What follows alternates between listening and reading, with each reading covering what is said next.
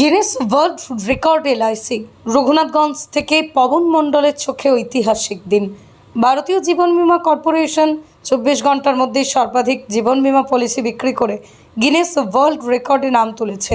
ঐতিহাসিক এই কৃতিত্বে গর্বিত গোটা দেশ। আর এই অংশ হিসেবে ছিলেন রঘুনাথগঞ্জ শাখার অভিজ্ঞ এলআইসি এজেন্ট পবন মণ্ডল।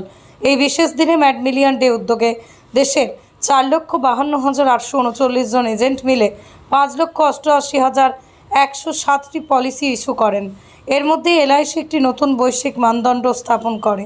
পবন মণ্ডল বলেন, আমরা জানতাম 20 জানুয়ারি একটি বিশেষ দিনে হতে চলেছে। সদর দপ্তর থেকে আগে থেকে নির্দেশ এসেছিল সবাইকে অন্তত একটি করে পলিসি ইস্যু করতে হবে। আমি নিজে সেদিন 3টি পলিসি ইস্যু করেছি। সকাল 7টা থেকে রাত 11টা পর্যন্ত টানা কাজ করেছি। এটা শুধু একটা রেকর্ড ছিল না, এটা ছিল আমাদের আত্মসম্মানের প্রশ্ন।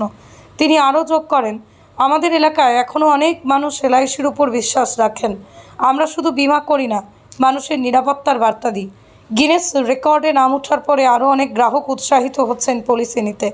এটা আমাদের কাজকে আরও উৎসাহিত দিচ্ছে। এলআইসির সিইও সিদ্ধার্থ মহন্তির উদ্যোগে শুরু হওয়া এই ম্যাড মিলিয়ন ডেকে কেন্দ্র করে প্রতিটা শাখা, প্রতিটা এজেন্ট নিজের সেরাটা দেওয়ার চেষ্টা করছেন। সেই প্রচেষ্টারই প্রতিফলন দেখা গেল গিনেস রেকর্ডে। রঘুনাথগঞ্জ এলাকা থেকে পবন মণ্ডলদের মতো শত শত এজেন্টের ঐকান্তিক প্রচেষ্টায় আজ ঐতিহাসিককে গর্বিত করেছে আন্তর্জাতিক মঞ্চে।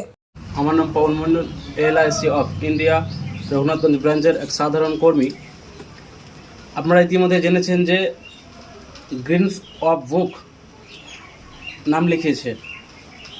তো প্রায় 20 ফেব্রুয়ারি ম্যাড মিলিয়ন ডে প্রায় 5 লক্ষ পলিসি এলআইসি সাধারণ মানুষের হাতে তুলে দিতে পেরেছে।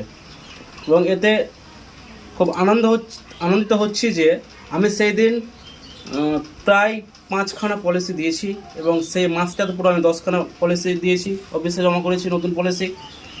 এবং ধন্যবাদ জানাই আমাদের দিন আনা দিন খাটা সাধারণ আমার গ্রাহক।